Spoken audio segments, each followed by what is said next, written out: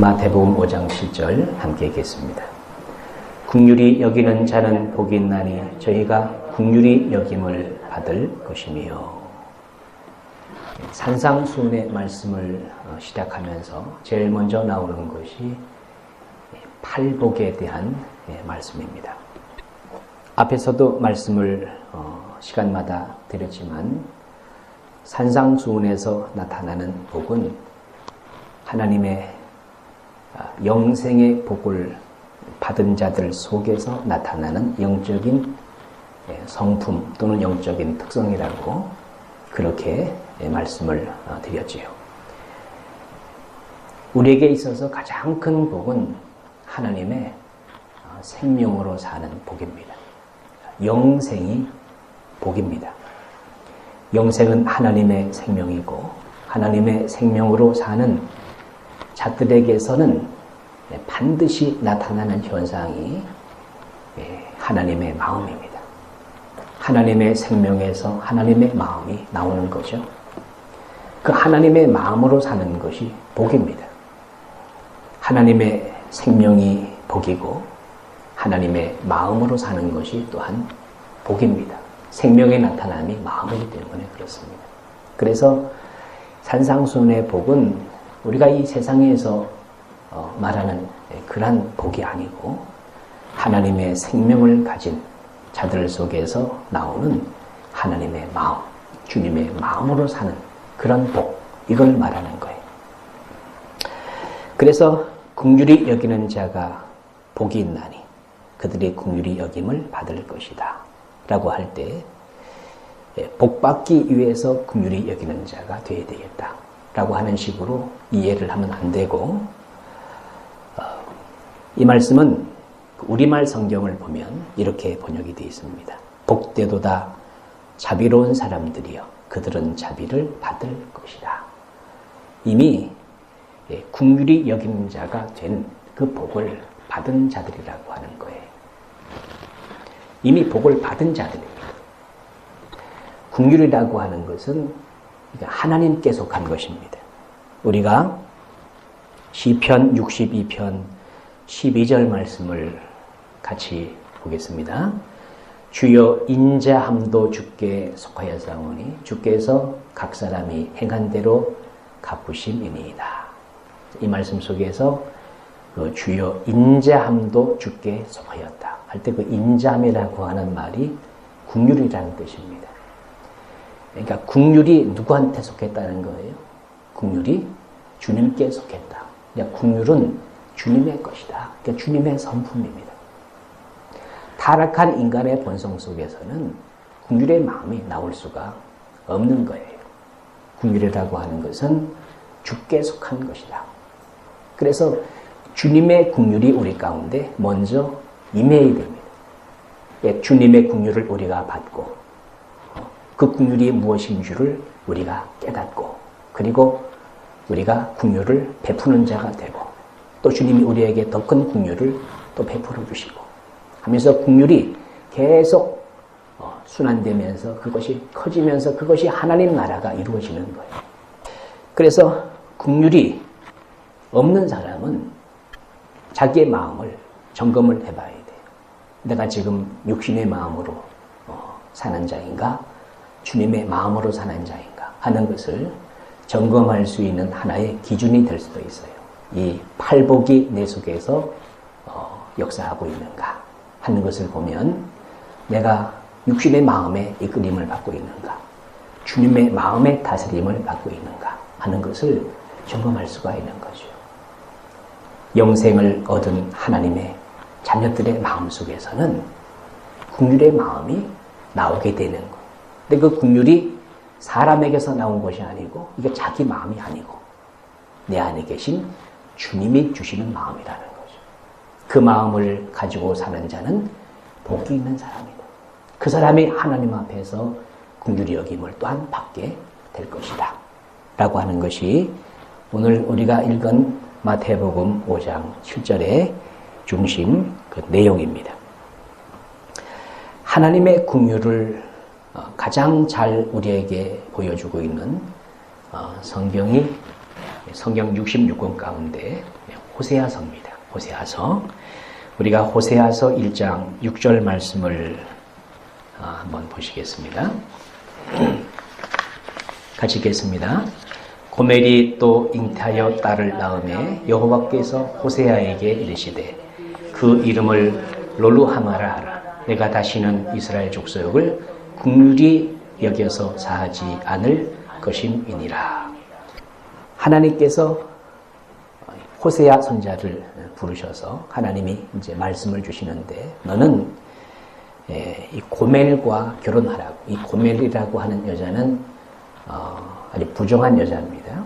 이 부정한 여자와 결혼을 하라고 그렇게 말씀하시고 그리고 또 그를 통해서 자식을 낳으라고 말씀하시는데 자식을 낳고 나서 하나님이 그 자식에게 주시는 이름이 뭐냐 하면 롤루하마라고 하는 그런 이름을 주시는 거예요. 근데 그 이름의 뜻이 뭐지요? 그 뒤에 보니까 내가 다시는 이스라엘 족속을 긍휼히 여겨서 사하지 않을 것임이니라. 긍휼히 여기지 않겠다라고 하는 이런 이름을 지으라고 하나님이 말씀하시는 거예요. 그 다음에 9절 말씀을 보시면 같이 읽겠습니다. 여호와께서 이르시되 그 이름을 루암미라 하라. 너희는 내 백성이 아니요 나는 너희 하나님이 되지 아니할 것임이니라. 아들을 낳고 나서 루암미라고 해라. 그 뜻이 뭡니까? 너희는 내 백성이 아니다. 나는 너희 하나님이 아니다. 라고 하는 그런 이름을 하나님이 이 호세아와 이 고멜 사이의 자식들, 그들에게 그런 이름을 붙여주는 거예요. 나는 더 이상 너희들을 긍휼히 여기지 않겠다. 너희들은 더 이상 내 백성이 아니다. 라고 하는 이런 이름을 주시는 겁니다. 자, 이것은 하나님께서 이 자녀들의 이름을 통해 이스라엘 백성들의 상태가 어떤 상태인가 하는 것을 보여주는 거예요. 이스라엘 백성들이 도저히 하나님께 긍휼히 여김을 받을 수 없는, 용서받을 수 없는 그러한 죄악으로 충만한 그러한 상태. 그리고 더 이상 너희들은 내 백성이 아니다. 라고 하나님께서 마치 버리는 것 같은 하나님이 포기하시는 거죠. 너희와 나와의 관계는 더 이상 끝났다는 관계 단절을 하나님이 선포하시는 거예요. 그 자녀들의 이름을 통해서 이스라엘 백성들이 강팍하고 아주 패역하고 아주 배교한 도저히 하나님이 더 이상 참고 보지 못할 정도로 그들이 하나님 앞에 죄를 범한 그런 상태, 그런 상태를 하나님께서는 이 호세아와 호세아의 이 이제 아내지요, 아내로 삼으라고 한 이 아내가 부정한 여인, 창녀 고멜. 그리고 그들을 통해서 출생하는 자녀들을 통해서 너희들이 어떤 존재였었는데, 어떻게 하나님 앞에 범죄해서 타락한 그런 존재였었는데, 하나님께서 여전히 그들을 구원하길 원하신다.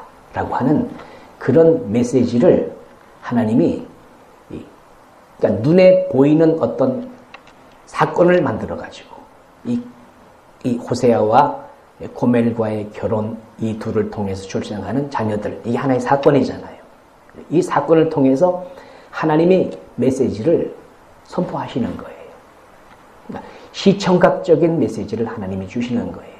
하나님께서 계시를 하시는 그 방식이 이렇게 말씀을 통해서도 계시하시고 또 글을 통해서도 계시하시고 꿈을 통해서도 계시하시고 여러 가지 이제 구약에 보면 하나님의 계시의 방법이 이제 여러 가지가 있는데 이 호세아서 같은 경우는 하나님의 종 호세아를 부정한 여인 고멜과 결혼시켜가지고 그들을 통해서 낳는 자식을 이름을 하나님이 너희들은 용서받지 못할 자이다. 너희들은 더 이상 하나님의 백성이 아니다. 라고 하는 이런 메시지를 그 사건 속에 담아서 하나님이 선포하시는 거예요. 그러니까 여기서 고멜은 부정한 이스라엘 백성들을 상징하는 것이고 호세아 선지자는 누구를 상징하는 거예요? 하나님을 대표하는 거예요. 하나님을 대표하는 거예요. 그래서 하나님을 대표하는 호세아 선지자, 타락한 이스라엘 백성들을 대표하는 이 고멜이라고 하는 사람, 이 관계 속에서 하나님이 얼마나 너희들을 사랑하시는지, 너희들이 그렇게 긍휼히 여김을 받지 못할 존재고 더 이상 하나님의 백성이 되지 못할 그런 존재지만, 그러나 하나님께서는 여전히 변함없이 그들을 긍휼히 여길 원하시고 그들을 구원하길 원하시고, 이런 메시지를 하나님께서 담아서, 이 사건 속에 담아서 하나님이 주고 계시는 거예요. 그러니까 긍휼을 받을 자격이 없는 자, 하나님의 백성이 될 자격이 없는 자들을 구원하시는 하나님, 그 모습이 이 하나님의 긍휼이에요. 긍휼. 이 긍휼이라고 하는 것을 가장 잘 나타내고 있는 그러한 사건이 이 호세아 사건이라는 거죠. 호세아서 2장 16절 말씀을 먼저 보겠습니다. 자, 같이 읽겠습니다. 여호와께서 이르시되 그날에 내가 나를 내 남편이라 일컫고 다시는 내 바알이라 일컫지 아니하리라. 여호와께서 이르시되 그날에 네가 나를 내 남편이라 일컫게 될 것이다. 그러니까 이스라엘 백성들이 하나님을 뭐라고 부른다는 거예요? 하나님이 내 남편이다. 이렇게 부르게 될 것이다. 그러니까 하나님은 이스라엘 백성들을 가리켜서 이 부부관계로 설명을, 부부관계로. 하나님은 남편이고 하나님의 백성들은 아내고, 남편과 아내 사이는 가장 가까운 관계잖아요. 남편과 아내는 한 몸이라고. 그러니까 하나님께서는 하나님의 백성들을 어떻게 생각하고 계시냐 하면은 너희와 나는 하나다. 하나다. 남편과 아내가 부부가 하나인 것처럼, 한 몸인 것처럼 우리를 하나가 되도록, 하나님과 하나 되어 살도록 하나님이 원하시는 것. 근데 하나님의 백성들이 자꾸만 남편 되시는 하나님을 자꾸 떠나는 거예요. 참 떠나는 거예요. 근데 하나님께서는 다시 또 불러가지고 죄를 깨끗게 하시고 다시 또 아내로 또 그렇게 삼아주시고 하는 이 모습을 지금 호세아 선지자와 이 장녀 고멜과의 관계를 통해서 우리에게 보여주고 계시는 거라. 23절 말씀을 가서 보겠습니다. 2장 23절 같이 읽겠습니다. 내가 나를 위하여 저를 이 땅에 심고 긍휼히 여김을 받지 못하였던 자를 긍휼히 여기며 내 백성 아니었던 자를 향하여 이르기를 너는 내 백성이라 하리니 저희는 이르기를 주는 내 하나님이시라 하리라. 자, 이렇게 될 것이다. 이런 말씀이거든요. 내가 나를 위하여 저를 이 땅에 심고 긍휼히 여김을 받지 못하였던 자를 긍휼히 여긴다. 아까 그 자식을 낳고 나서, 첫 번째 자식을 낳고 나서 이름을 뭐라고 지었다 그랬습니까? 롤루하마라고 지었잖아요. 그 뜻이 뭐라고 그랬어요? 내가 긍휼히 여기지 않을 것이다. 자, 긍휼히 여기지 않을 것이다. 그런데 23절 말씀에서는 뭐라 그랬습니까? 내가 나를 위하여, 그러니까 하나님이 하나님 자신을 위하여 저희들을 이 땅에 심고 긍휼히 여김을 받지 못했던 자를 긍휼히 여길 것이다. 다시 회복시켜 주실 것이라고 하는 말씀을 하고 계시는 거죠. 그 뒤에도 뭐라 그랬습니까? 내 백성 아니었던 자에게 향하여 이르기를 너는 내 백성이라. 아까 뭐라 그랬어요? 너희는 내 백성이 아니다. 자식 이름을 그렇게 지었잖아요. 근데 하나님께서 다시 너는 내 백성이다. 저희는 이르기를 주는 내 하나님이라. 이 관계의 회복이죠. 긍휼히 여김을 받을 수 없는 그러한 존재, 하나님의 백성이 될 수 없는 그러한 존재를 다시 하나님의 긍휼이 인해 가지고 그들을 다시 긍휼히 여길 수 있는 존재, 하나님의 백성이라고, 또 하나님은 우리 하나님이라고 그렇게 부를 수 있는 그러한 존재로 다시 하나님께서 원상복귀를 해주시는 거예요. 그렇게 해주시는 그 하나님의 긍휼, 그 속에는 하나님의 긍휼이 지금 작동하고 있는 거예요. 죄인들을 불쌍히 여기시고 긍휼히 여기시고 안타까워하시고 이 남편과 아내의 관계 속에서 그렇게 부정한 짓을 하지만은 그럼에도 불구하고 끊을 수 없는 그 하나님의 사랑으로 계속 부르시는 그런 그 하나님의 마음, 그 마음이 바로 긍휼이라는 거예요. 긍휼. 그것이 긍휼이라는 거예요. 이 말씀을 우리가 호세아서 11장으로 가서 보겠습니다. 호세아서 11장 8절 말씀을 같이 읽겠습니다. 같이 읽겠습니다. 에브라임이여 내가 어찌 너를 놓겠느냐. 이스라엘이여 내가 어찌 너를 버리겠느냐. 내가 어찌 너를 아드마같이 놓겠느냐. 어찌 너를 스보임같이 두겠느냐. 내 마음이 내 속에서 돌아서 나의 긍휼이 온전히 불붙듯 하도다. 하나님이 하나님의 백성을 버리려고 하니까 너무나 마음이 아프다는 거죠. 그래서 어찌 내가 너희를 버릴 수가 있느냐. 어떻게 너희들을 놓겠느냐. 그러면서 내 마음이 내 속에서 돌아서 나의 긍휼이 온전히 불붙듯 하도다. 하나님 마음속에 있는 그 긍휼의 마음, 불쌍히 여기는 마음, 아주 측은히 여기는 마음이에요. 죄를 지어 밉지만은 그러나 그 미운 마음보다도 긍휼히 여기는 마음이 더 강한 거예요. 긍휼의 마음이 불붙듯이 그렇게 일어나는 이 하나님의 심정, 이것을 긍휼이라고 우리가 부른다는 거죠. 그래서 이 마음은 하나님의 마음이 하나님 마음. 육신의 마음에서 나올 수 없는 그런 마음이에요. 그러니까 우리가 마태복음 5장 7절에서 긍휼히 여기는 자는 복이 있다고 할 때 이 긍휼의 마음을 가진 자의 마음은 지금 이 하나님이 죄인들을 불쌍히 여기는 원수까지 사랑하는 거잖아요. 죄인들을 위해서 하나님의 아들이 육신의 몸을 입고 오셔서 십자가의 대속의 죽음을 죽으시는 그 하나님의 사랑을 말하는 거예요.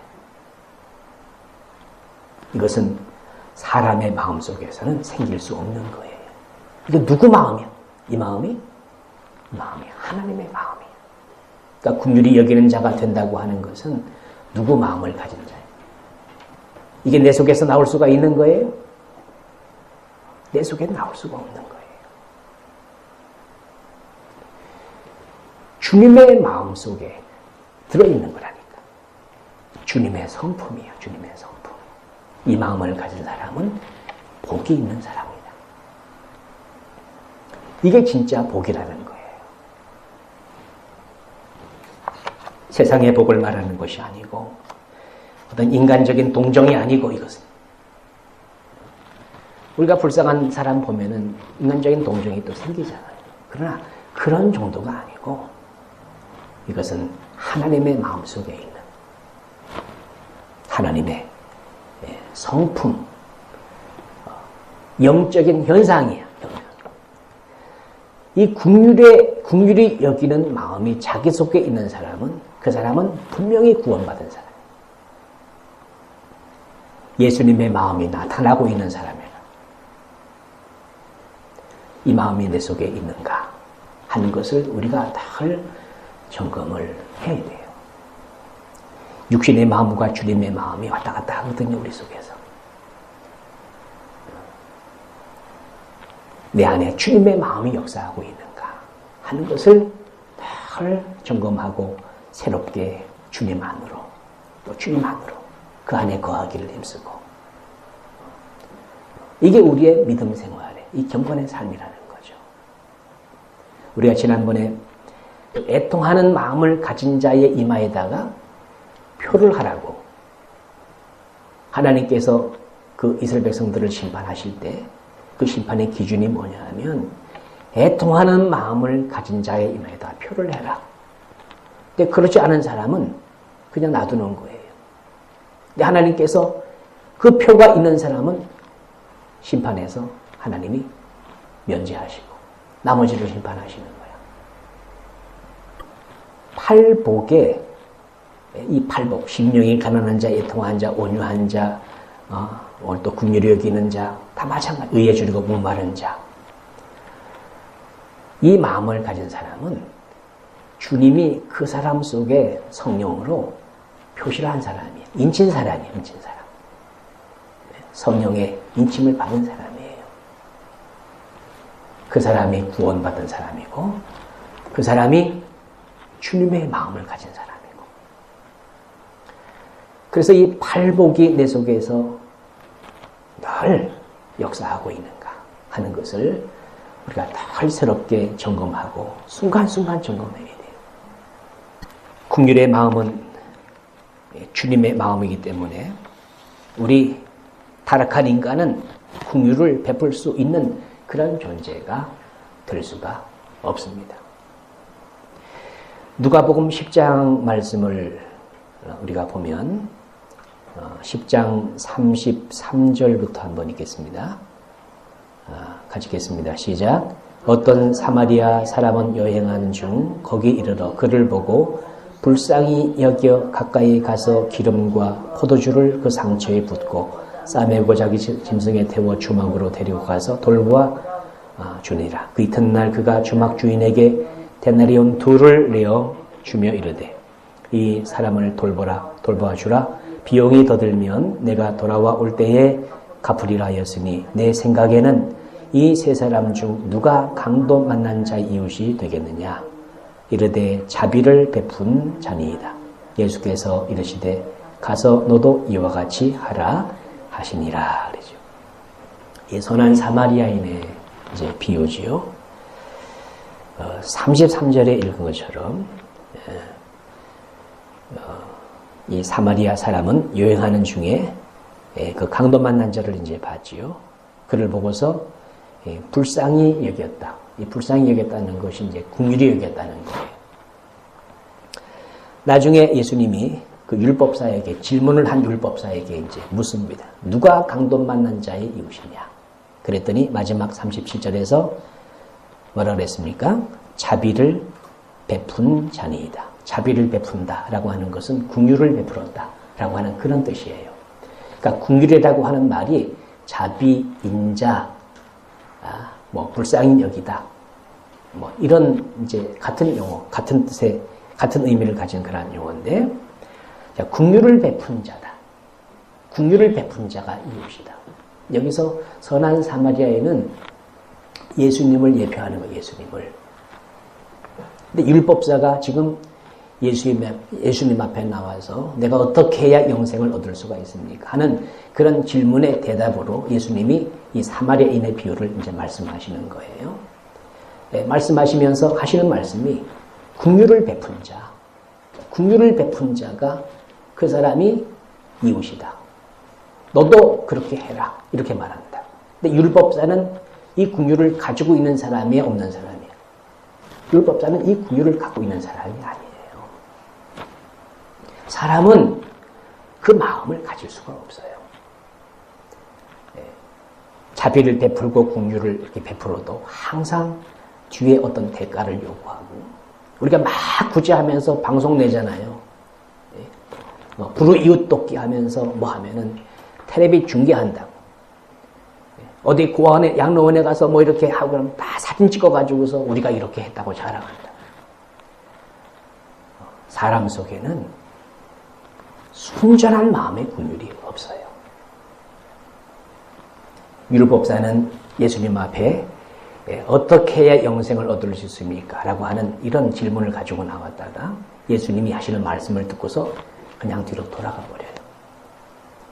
돌아가 버린다니까.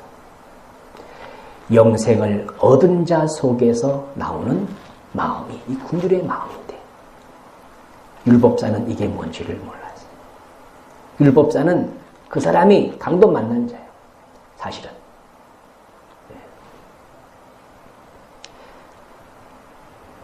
영생을 얻을 수 있는 길이 내가 뭐를 하고 남을 사랑하고 긍휼히 여기고 선한 행위를 하고 해서 해결되는 문제가 아니고 영생은 하나님이 우리에게 주시는 선물이잖아요.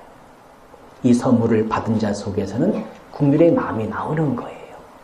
근데 율법사는 이게 뭔지를 모르는 거예요.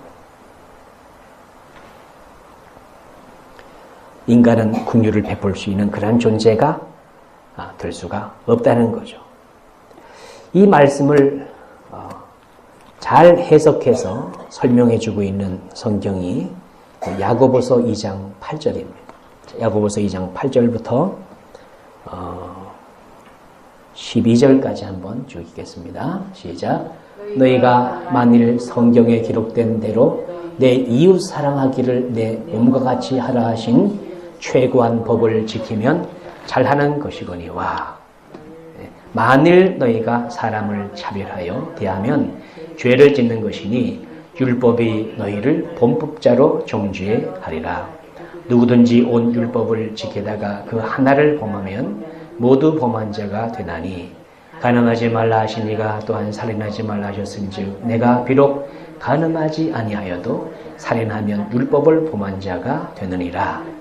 너희는 자유의 율법대로 심판받을 자처럼 말도 하고 행하기도 해라. 이 야고보서 2장 8절부터의 그 말씀이 최고의 법을 말씀하죠. 최고의 법. 내 이웃 사랑하기를 내 몸과 같이 하라 하신 최고의 법을 지키면 잘하는 것이다. 그게 최고의 법이다. 그게 율법의 완성이라는 거죠. 하나님 사랑, 이웃 사랑이 최고의 법이다. 그게 율법의 완성이죠. 그런데 9절부터 이제 11절까지의 내용이 뭐냐 하면은 너희들이 사람을 차별하에 대하면 죄를 짓는 것이다. 또 율법이 너희를 정죄할 것이다. 그런데 율법을 지키다가 그 하나를 범하면 모두 범한 것이 되는 것이다. 그죠? 10절에 그랬잖아요. 누구든지 온 율법을 지키다가 그 하나를 범하면 모두 범한 자가 된다. 그러면 율법을 온전하게 100% 전부 다 지킬 수 있는 사람이 있느냐? 있지 않다는 거죠. 율법을 온전하게 지킬 사람이 없다는 거잖아요, 지금. 지금 그 얘기, 이게 사마리아인에 비유하고 이게 이제 같은 의미를 가진 그런 말이에요. 누구든지 온 율법을 지키다가 하나를 범하면 모두 범한 자가 된다는 거예요. 그러니까 율법을 온전히 지킬 수 있는 사람은 한 사람도 없다는 것을 말하는 거예요. 그러면은 어떻게 살아야 되느냐? 12절 말씀에 보면 너희는 자유의 율법대로 심판받을 자처럼 말도 하고 행하기도 해라. 자, 자유의 율법을 말씀하셔요. 자유의 율법. 아까 8절에서는 뭐라고 그랬습니까? 최고의 법. 그죠? 최고의 법을 지키면 잘하는 것이다. 이웃 사랑하기를 내 몸처럼 하라. 이건 최고의 법이다. 이 최고의 법의 다른 말이 그 12절이에요. 자유의 율법. 그죠? 너희는 자유의 율법대로 심판받을 자처럼 말도 하고 행하기도 하라. 이렇게 이제 예수님이 말씀을 이제 하시는 겁니다. 근데 이 자유의 율법을 우리에게 이렇게 설명해주고 있는 성경 구절이 그 야고보 1장 25절로 이렇게 앞으로 오시면 1장 25절 보세요. 같이 읽겠습니다. 자유롭게 하는 온전한 율법을 들여다보고 있는 자는 듣고 잊어버리는 자가 아니요 실천하는 자니 이 사람은 그 행하는 일에 복을 받으리라. 여기서는 무슨 법이라고 그랬습니까? 자유롭게 하는 온전한 율법. 자, 2장 12절에서는 자유의 율법. 또 8절에서는 최고의 법. 다 같은 말이 같은 말. 자, 자유롭게 하는 온전한 율법으로 살아야 된다. 그래야 율법을 우리가 이루는 삶을 살 수가 있는 것이다. 이제 그런 얘기잖아요. 내가 육신으로 하나님의 법을 지키려고 하다가 하나를 범하면 모든 것이 범하는 것이 되기 때문에 율법을 육신의 마음과 생각으로 다 지킬 수 있는 사람은 한 사람도 없다는 거예요. 그러면 어떻게 살아야 되느냐? 자유의 율법으로 살아. 자유의 율법으로. 그 자유의 율법을 자유롭게 하는 온전한 율법을 들여다보고 있는 자는 이렇게 말합니다. 이 자유하게 하는 온전한 율법이라고 하는 말은 완전한 율법, 완전하게 된 율법을 말하는 거예요. 자, 완전하게 된 율법. 이건 율법을 완성하신 분이 누구예요? 율법을 완성하신 분이 예수님이잖아요. 예수님.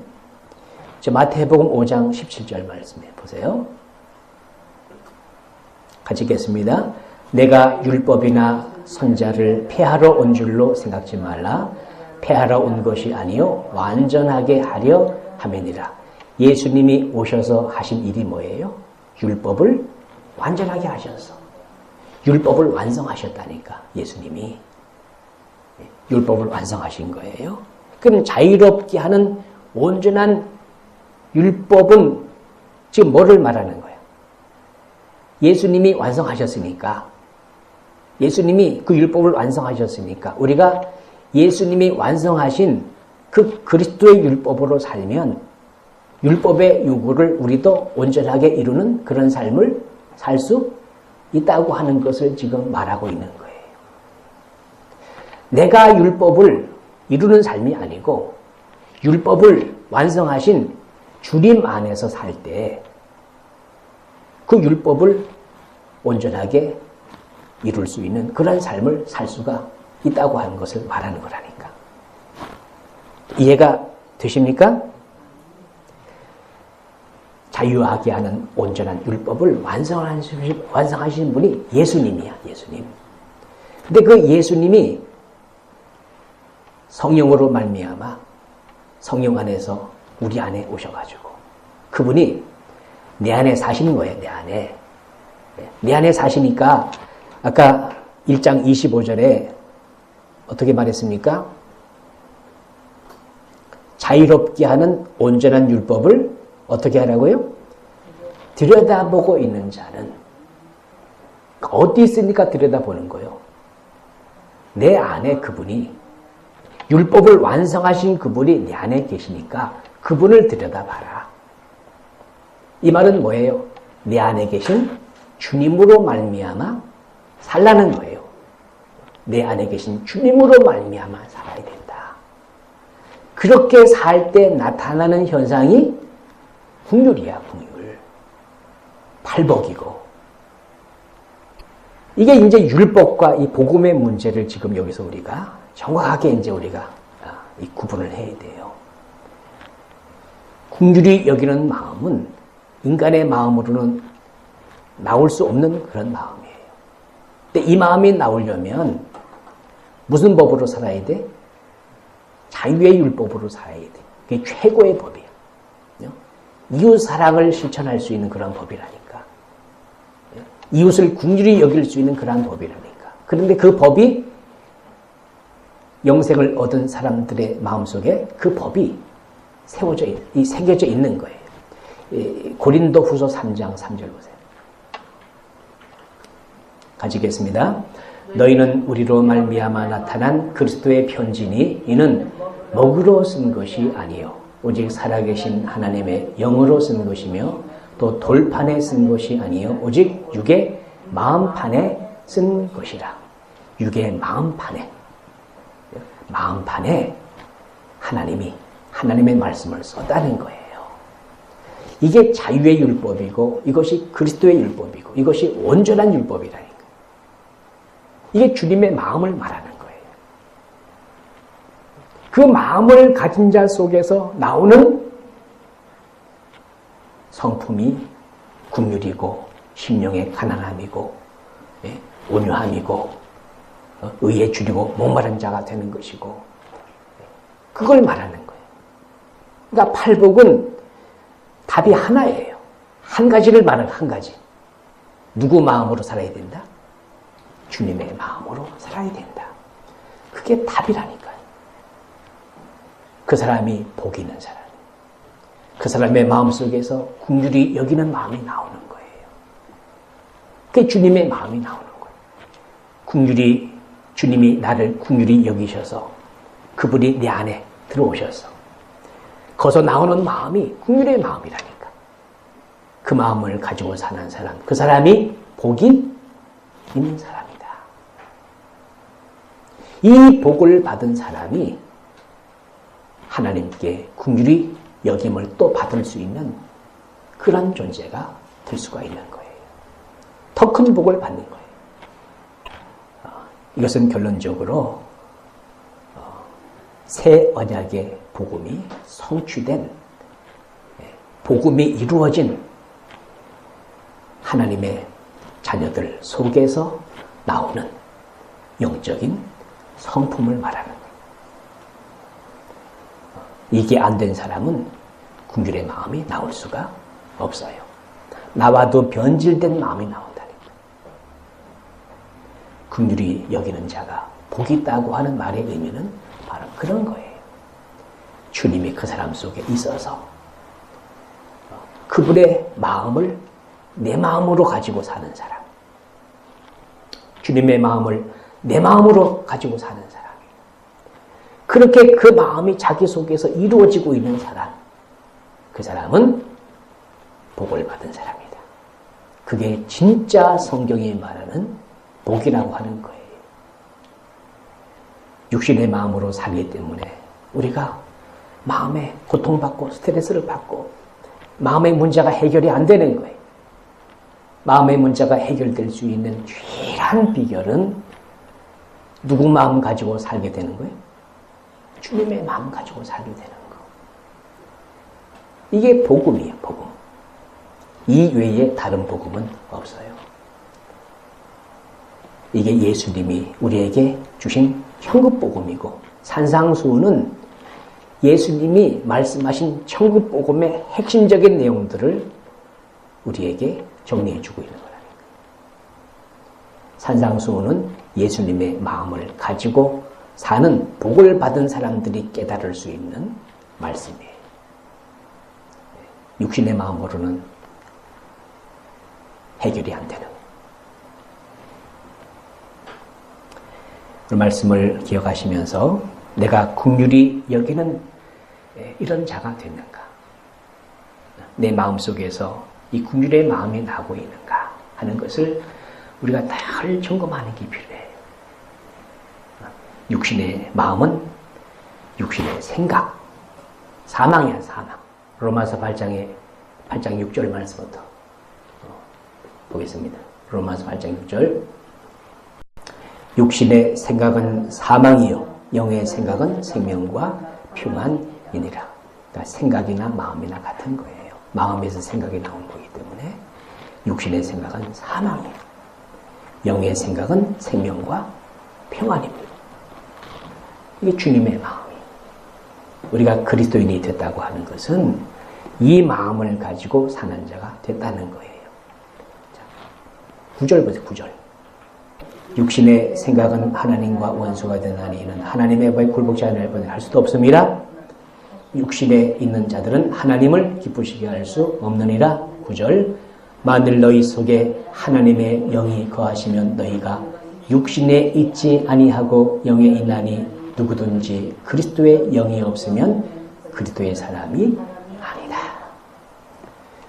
팔복에서 말하는 이 주님의 마음이 자기 속에 나타나지 않는 사람은, 그 사람은 그리스도의 사람이 아니라는 거야. 나의 신분과 정체를 내가 점검할 수 있는 하나의 기준이에요. 기준. 예수 믿는 사람은 예수님으로 말미암아 사는 자예요. 그렇게 사는 자가 되는 것이 신앙생활이에요. 그 외에 다른 것은 다른 복음이에요. 예수님의 마음이 열매입니다. 열매. 물론 그것이 우리의 순종을 통해서 삶을 통해 나타나야 되지만 그러나 먼저 마음이 변하는 거예요. 마음에 있는 게 밖으로 나오는 거잖아요. 긍휼의 마음, 주님의 마음을 가지고 살 수 있는 복받은 성도들이 되시기를 바랍니다. 그런데 이 긍휼의 마음은 어떻게 해서 우리 가운데 임하느냐 하면 하나님의 생명으로 사는 자가 되면 그 생명의 나타남이 주님의 마음이고 그 주님의 마음으로 사는 것을 우리가 아까 그 야고보서 1장 25절 말씀에 본 것처럼 자유하게 하는 온전한 율법을 가진 자가 되는 거예요. 그것을 그리스도의 율법이라고 그렇게 이제 말을 하는 것이요. 우리가 산상수훈을 공부하면서 산상수훈은 그리스도의 율법이다. 그러니까 신약은 그리스도의 율법이고 구약은 이제 모세의 율법이에요. 그래서 신약은 새 언약인데 새 언약이 이루어진 믿음은 그리스도의 율법으로 사는 자가 되는 거예요. 그리스도의 율법은 내 안에 계신 그리스도, 내 안에 계신 그리스도, 그분의 말씀으로 사는 자가 되는 것이 바로 새 언약이 성취된 복음이 이루어진 그러한 믿음의 삶을 이제 사는 것이고 그것을 가리켜서 자유롭게 하는 온전한 율법. 그러니까 율법 하면은 법이 나를 이렇게 올가매는 그래서 자유가 아니라 법이 나를 소박하는 이런 이제 느낌을 우리가 갖는다고요. 그러나 그리스도의 율법은 우리를 자유하게 하는 거예요. 자유. 자유의 율법. 진리를 알지니 진리가 너희를 자유케 하리라. 그러니까 진리를 깨달은 거예요. 진리를 깨달았다고 하는 것은 진리와 내가 하나가 된 거예요. 진리로 말미암아 사는 자가 된 거예요. 근데 성경에서 말하는 진리는 누구를 말하는 거예요? 예수 그리스도를 말하는 것이요. 내가 곧 길이요 진리요 생명이니 나로 말미암지 않고는 아버지께로 올 자가 없느니라. 이렇게 이제 말씀하고 있는 거죠. 그래서 자유롭게 하는 온전한 율법, 이 율법으로 사는 자가 될 때 진리 안에서 자유를 누릴 수 있는 자가 되는데 그 25절 말씀에 보면 자유하게 하는 온전한 율법을 들여다보고 있는 자는 어디 속에 있으니까 이제 이렇게 들여다본다고 하는 그런 표현을 쓰는 거죠. 그러니까 내 안을 들여다보는 거예요. 내 속에서 역사하시는 그리스도를 들여다보는 거예요. 그분이 어떻게 말씀하시는지, 그분이 주시는 마음이 어떤 마음인지, 뭐를 원하시는지. 그래서 항상 자기 속을 보고 사는 거예요. 자기 마음속을 보고 사는 거예요. 그러니까 너희 안에 계신 그리스도. 우리 골로새서 1장 27절 말씀에 보시면 같이 읽겠습니다. 하나님이 그들로 하여금 이 비밀의 영광이 이방인 가운데 어떻게 풍성한 것을 알게 하려 하심이라. 이 비밀은 너희 안에 계신 그리스도시니 곧 영광의 소망이니라. 그러니까 너희 안에 계신 그리스도. 그 비밀. 이 비밀이 자기 속에서 밝혀진 사람이에요. 그래서 네 안에 계시는 그리스도로 말미암아 사는 자로 우리를 만들어 주시는 것이 그게 복음이며 복음이 이루어진 거예요. 그래서 각 사람을 자기 안에 계신 그리스도로 말미암아 살도록 그렇게 한 사람 한 사람을 세우는 것이 그게 제자훈련이에요. 제자훈련. 그러니까 성도들을 한 사람 한 사람 자기 안에 계신 그리스도로 말미암아 살도록 그 자유의 율법으로 살도록 그리스도의 율법으로 살도록 자기 안에 계신 그분의 음성을 듣고 살도록 한 사람 한 사람을 세워주는 것이 그게 교회가 해야 할 일이고 그게 진정한 목회고 그게 제자훈련. 그래서 28절 말씀에 뭐라 그랬습니까? 우리가 그를 전파하여 각 사람을 권하고 모든 지혜로 각 사람을 가르치는 각 사람을 그리스도 안에서 완전한 자로 세우려 함이니. 완전한 자. 그리스도의 율법으로 사는 완전한 사람. 그래서 25절 말씀 우리가 아까 그 야고보 1장 25절에 뭐라 그랬습니까? 자유롭게 하는 온전한 율법. 그러니까 완전한 율법이야 그것이. 완전한 법이라니까. 내 안에 계신 주님으로 말미암아 사는 자가 되는 것이 완전한 율법이 자기 속에서 이루어진 사람이에요. 그 율법을 이루신 그분이 내 안에 들어와 사시니까 그분으로 말미암아 사는 삶이 이루어지니까 자유롭게 하는 완전한 율법. 그 율법을 따라서 우리가 완전한 믿음의 사람으로 하나님 앞에 세워지게 되는 하나님과의 관계에서. 그래서 날마다 순간순간 하나님과의 관계에서 사는 자가 이제 되는 겁니다. 그래서 사도 바울도 그 골로새서 1장 29절 말씀에 그렇게 말씀하고 있죠. 자기도 그렇게 산다고. 이를 위하여 나도 내 속에서 능력으로 역사하시는 이의 역사를 따라 힘을 다하여 수고하노라. 나도 내 속에서 능력으로 역사하시는 분이 계시다. 그분의 역사를 따라 사는 것. 이것이 자유롭게 하는 온전한 율법으로 사는 것이고, 그 들여다본다고 하는 것은 자기 속을 보는 거예요. 자기 속을. 내 안에 계시는 주님이 주시는 마음이 뭔지, 그분의 뜻이 뭔지, 그분의 생각이 뭔지, 뭐를 원하시는지. 그래서 자기 안에 계신 주님으로 말미암아 사는, 그렇게 살 때 나타나는 삶의 모습이 긍휼이다. 긍휼이요. 그 주님의 마음이거든요. 이렇게 살 때 하나님 앞에서 온전한 믿음의 사람으로 세워질 수가 있는 것이고, 그렇게 순간순간 살 때 하나님과의 관계에서 문제가 없는 사람이 되는 것이고, 또 그렇게 살아갈 때 나중에 하나님 앞에 가서 섰을 때도 담대함을 가지고 설 수가 있는 사람이 이제 되는 거죠. 그래서 성경 구절을 우리가 몇 구절 이렇게 살펴보면, 디도서 3장 5절 말씀을 같이 읽겠습니다. 디도서 3장 5절. 우리를 구원하시되 우리의 행한 바 의로운 행위로 말미암지 아니하고 오직 그의 긍휼하심을 쫓아 중생의 씻음과 성령의 새롭게 하심으로 하셨나니. 그러니까 중생은 믿음의 출발이에요. 거듭남은 우리의 신앙생활의 출발이에요.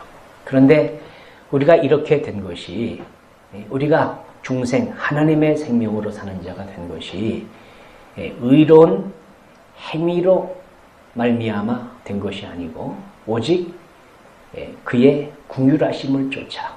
그러니까 우리가 구원받을 때서부터 하나님의 우리를 불쌍히 여겨주시는, 우리를 긍휼히 여겨주시는 이 하나님의 마음,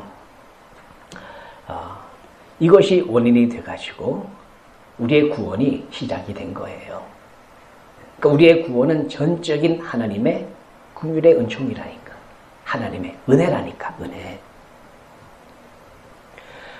그래서 우리의 삶도 역시 하나님의 긍휼이 계속 우리를 다스리고 우리를 이끌어 가시는 그런 삶이 우리 가운데 이루어지기를 주님이 원하고 계시는 거죠. 마태복음 7장 9장 12절 보세요. 마태복음 9장 12절 같이 읽겠습니다.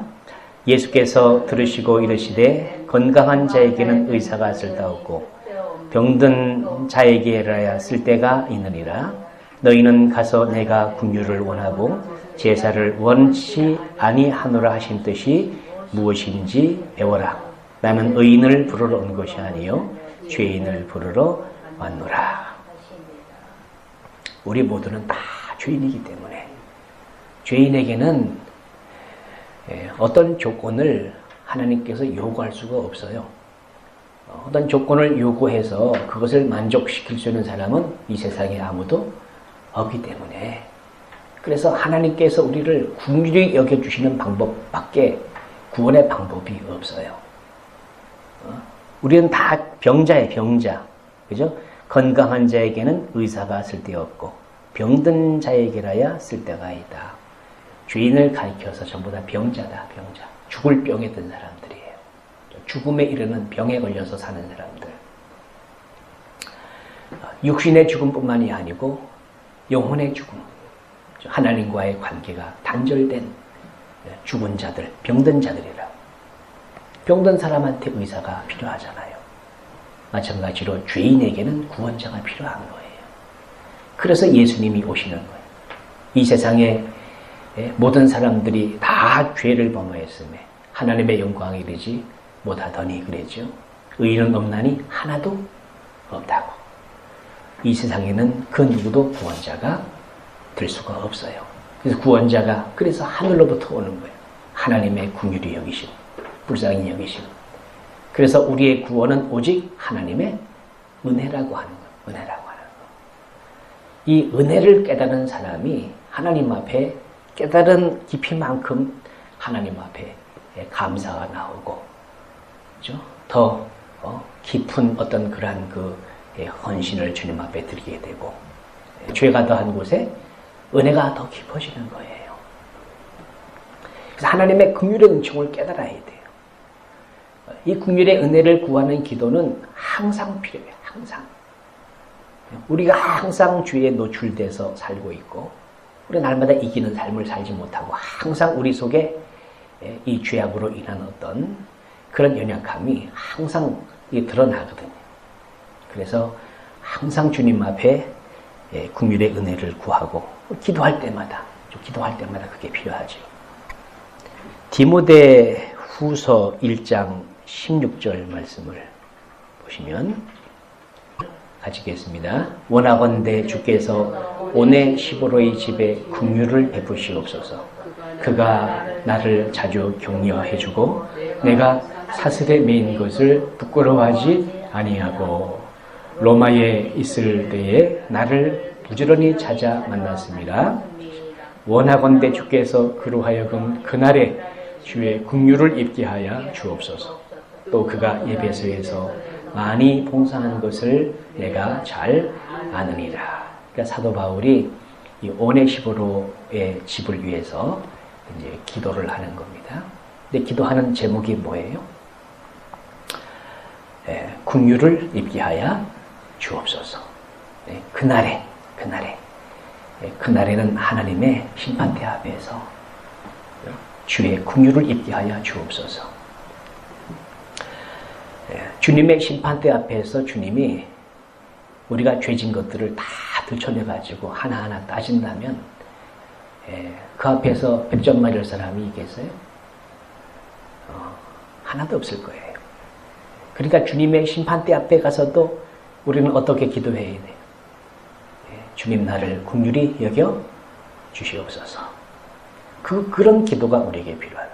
이 오네시보로가 신앙생활 잘했어요. 그죠? 16절에 보니까 사도 바울이 얘기하잖아요. 원컨대 주께서 오네시보로의 집에 긍휼을 베푸 그가 나를 자주 격려해 주고. 사도 바울이 이 복음을 전하는 일에 너무나 힘든 일이 많은데 이 오네시보로가 자주 사도 바울을 격려해 주고 또 내가 사슬에 매인 것을 부끄러워하지 아니하고 복음 전하다가 감옥에 갇히고 매도 맞고 아주 고생하는 이런 것에 대해서 오네시보로가 부끄러워하지 아니하고 또 17절 말씀 또 로마에 있을 때 나를 부지런히 찾아 만났습니다. 자주 면회를 와가지고 이렇게 돌봐주고 또 18절 마지막에 보면 뭐라 그랬습니까? 또 그가 에베소에서 많이 봉사한 것을 내가 잘 아느니라. 이 오네시보로가 신앙생활의 모범자예요. 모범. 사도 바울을 격려하고 필요한 거 공급해주고 면회도 자주 가고 또 봉사도 많이 하고 어떻게 보면은 뭐 당연히 하나님 앞에 가서 나 상급 받겠습니다. 나 달라고 그죠? 이만하면 되지 않습니까? 뭐 이런 자기 그 공로를 얼마든지 내세울 수 있는 그러한 조건을 오네시보로가 가지고 있었다. 그렇지만은 사도 바울은 뭐라고 기도해요? 그날에 주의 긍휼을 입게 하여 주옵소서. 그러니까 우리가 이 땅에서 아무리 주를 위해서 수고를 많이 해도 주님 보시기에 완전하기는 부족해요, 항상. 그래서 주님의 긍휼을 구하는 거예요. 주님 앞에 항상 겸손한 거죠. 그날에 주의 긍휼을 입게 하여 주옵소서. 그러니까 주님의 긍휼이 없으면 우리가 아무리 수고를 많이 한 사람도 주님 앞에 또 내가 한 일이 아니라고 하는 것을 고백하는 거예요. 내가 한 것은 자기이고 주님으로 말미암은 것은 이건 하나님의 의잖아요. 그죠? 이게 하나님의 의로 온전히 하나님 앞에 인정을 받아야 그게 그 사람의 상급이라고. 주님 앞에 칭찬을 받는 거예요.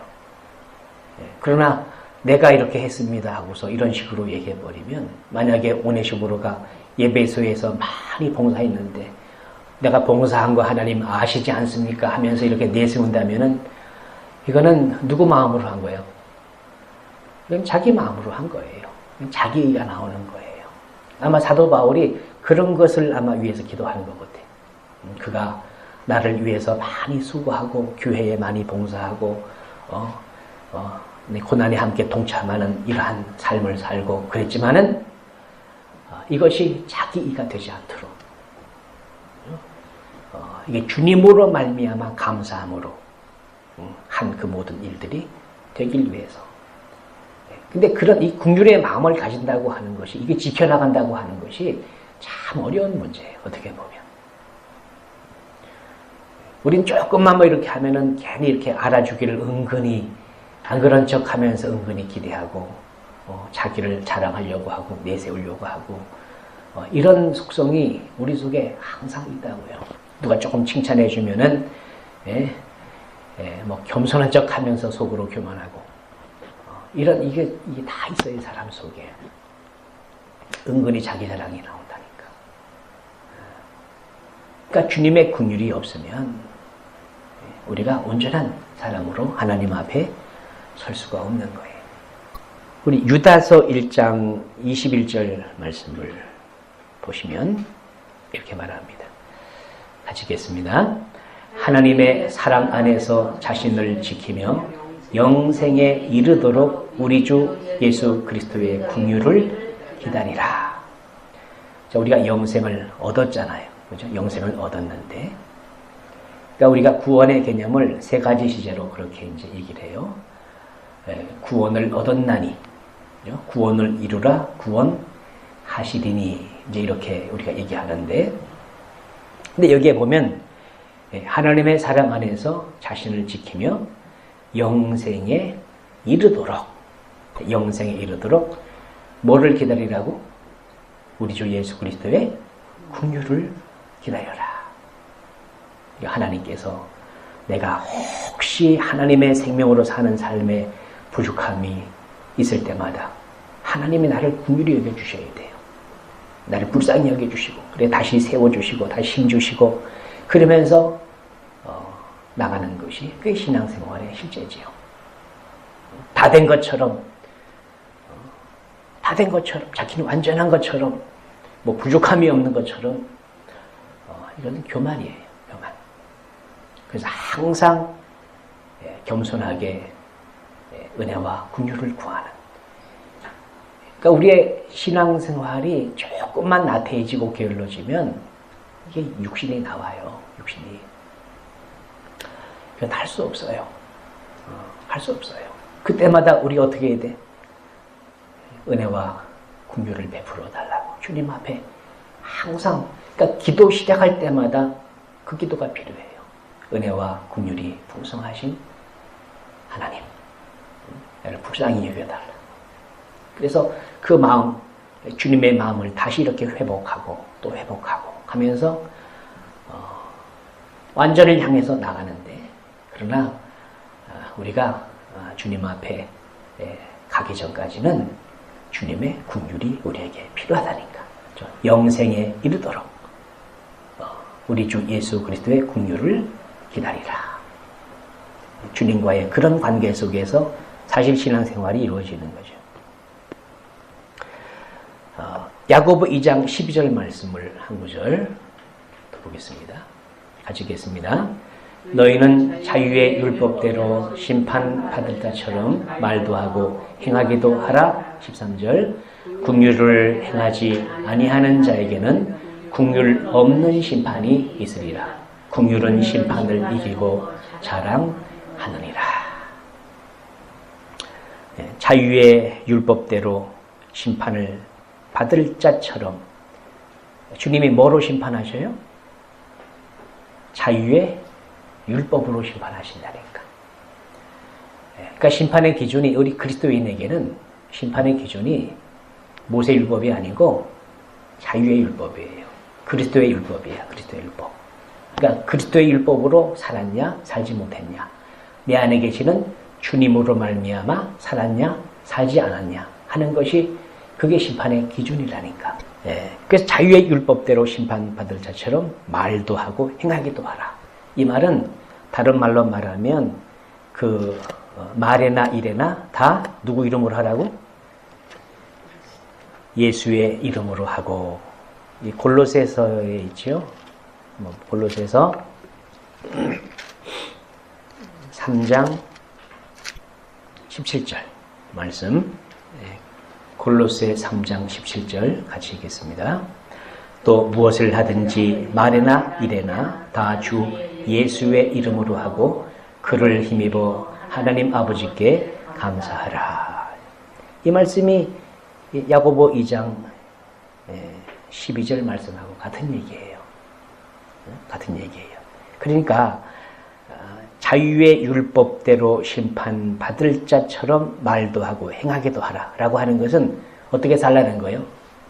골로새 3장 17절로 얘기하면 주 예수의 이름으로 말에나 이래나 하라는 거잖아요.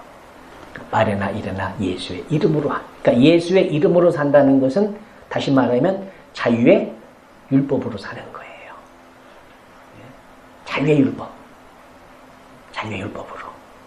그러니까 자유의 율법으로 사는 것이 바로 예수의 이름으로 사는 거예요. 예수의 이름으로 말에나 이래나 모든 삶이 이루어지는 거예요.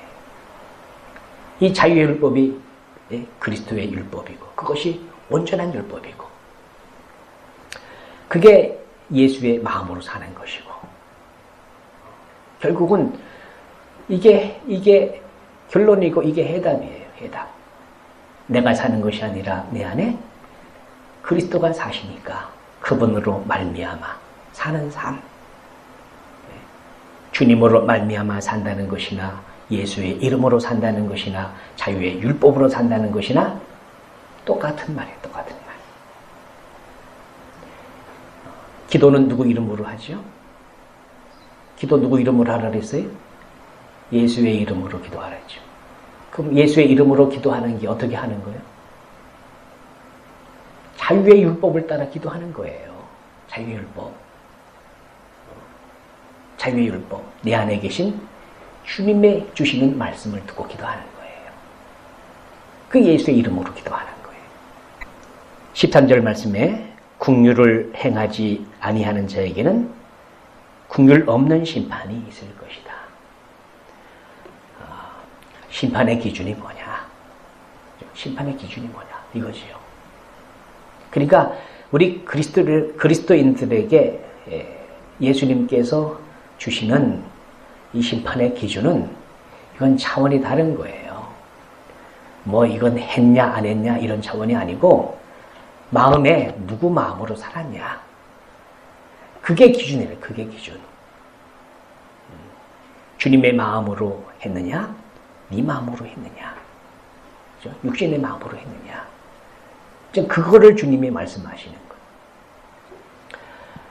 그러니까 신앙생활에 성경에서 말하는 신앙생활의 정체가 뭔지, 어떤 것이 진짜 주님이 말씀하시는 신앙생활의 참모습인지, 복음으로 사는 삶의 진정한 모습이 어떤 모습인지, 이게 바르게 자기 속에 깨달아지고 자기 속에서 경험돼야 내가 지금 예수의 이름으로 살고 있구나. 지금 내 이름으로 살고 있구나. 이게 구분이 되죠. 구분이. 복음과 율법, 영과 육신이 구분이 되는 거예요. 근데 사람들 이런 얘기를 하면 주님의 마음으로 천국이 되어서 사는, 주님의 마음으로 사는 이것에 대해서 잘 모른다니까. 며칠 전에 아주 제자 훈련으로 그렇게 견고하게 나름대로 세워진 그런 교회 이제 목사님을 만났어요. 만나가지고 뭐 이런 얘기, 이제 저런 얘기 하는데, 성도들이 제자훈련을 다 받아도 마음이 안 바뀐다는 거예요, 마음이. 마음을 내 마음대로 바꾸나, 이것을? 마음은 주님이 주셔야 돼요. 마음은 주님이 주셔야 되는데, 주님의 생명에서 나오는 마음이야.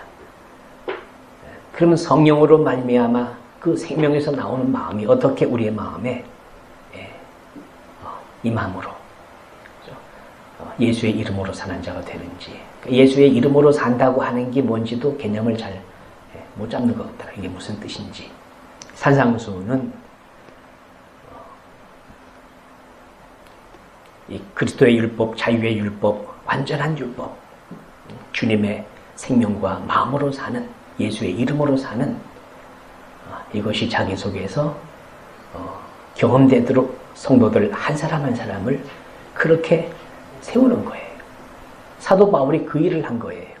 각 사람을 권하고 각 사람을 가르치면 각 사람을 그리스도 안에서 완전한 자로 세우는데, 너희 안에 계신 그리스도로 말미암아 살도록, 이게 빠져 있는 거예요. 자기 안에 계신 주님으로 말미암아 살도록 그렇게 해야 되는데, 이건 뭐 성경 공부만 가리키니까 사람이 하면 하는 거죠. 긍휼은 심판을 이기고 자랑하느니라. 주님의, 우리가 심판받을 거리가 많아도 주님의 긍휼이 우리 가운데 임하면 모든 게 깨끗하게 해결되는 거예요. 그러니까 우리는 마지막 주님 앞에 설 때에도 어떤 기도해야 되겠어요? 주님 나를 긍휼히 여겨 주시옵소서. 이 기도가 우리에게 필요하죠. 자, 마지막으로 마태복음 18장의 23절에 보면, 마태복음 18장 23절에 보면 거기 이제 비유가 나옵니다. 비유가 한번 좀 길지만 쭉 읽어보겠습니다. 시작. 그러므로 천국은 그 종들과 결산하려 하던 어떤 인군과 같으니, 결산할 때에 10,000달란트 빚진 자 하나를 데려오매 갚을 것이 없는지라 주인이 명하여 그 몸과 아내와 자식들과 모든 소유를 다 팔아 갚게 하라 하니, 그 종이 엎드려 절하며 이르되 내게 참으소서 다 갚으리이다 하거늘, 그 종의 주인이 불쌍히 여겨 놓아 보내며 그 빚을 탕감하여 주셨더니, 그 종이 나가서 자기에게 100데나리온 빚진 동료 한 사람을 만나 붙들어 목을 잡고 이르되 빚을 갚으라 하매, 그 동료가 엎드려 간구하여 이르되 나에게 참아 주소서 갚으리이다 하되 허락하지 아니하고, 이에 가서 그가 빚을 갚도록 오게 가두거늘, 그 동료들이 그것을 보고 몹시 딱하게 여겨 주인에게 가서 그 일을 다 알리니, 이에 주인이 그를 불러다가 말하되 악한 종아, 내가 빌기에 내가 내 빚을 전부 탕감하여 주었거늘 내가 너를 불쌍히 여김과 같이 너도 내 동료를 불쌍히 여김이 마땅하지 아니하냐고, 주인이 노하여 그 빚을 다 갚도록 저를 옥졸들에게 넘기니라. 35절.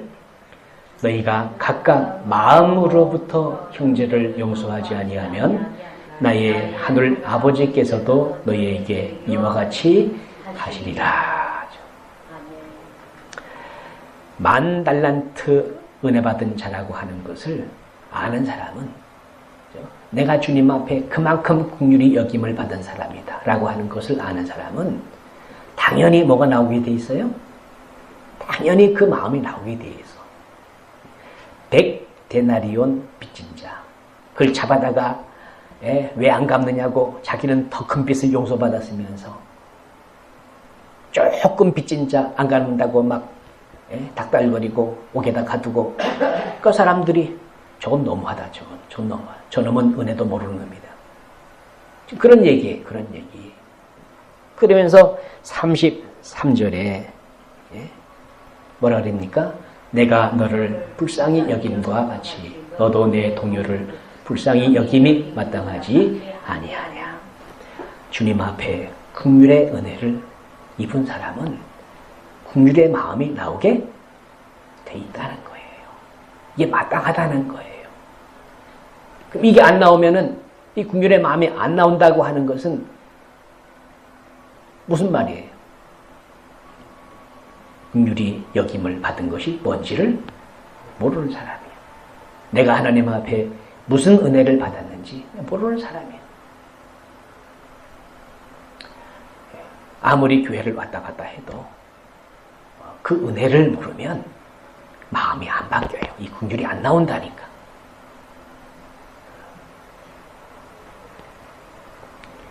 너희가 각각 마음으로부터 형제를 용서하지 아니하면 나의 하늘 아버지께서도 너희에게 이와 같이 하시리라. 그 사람은 은혜 받은 사람이 아니기 때문에, 은혜가 뭔지를 모르는 사람이에요. 하나님의 생명이 없는 사람이에요.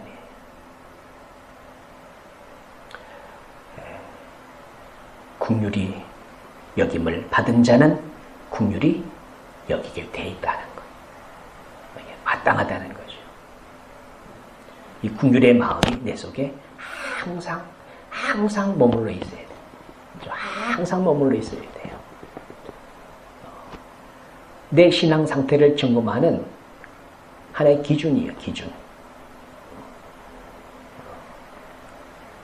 이 마음이 있어야 주님이 내 안에 계시다고 하는 증거예요. 증거. 이게 있는 사람이 복 있는 자예요. 자, 복 있는 성도들이 되시기를 바랍니다. 그 사람이 하나님의 심판대 앞에서 긍휼히 여김을 또 받는 거예요. 네가 내 마음으로 살았다. 네가 진짜 예수의 이름으로 살았다. 라고 하는 것을 하나님 앞에 인정받게 되는 거예요. 그 사람이 신앙생활에 성공한 사람.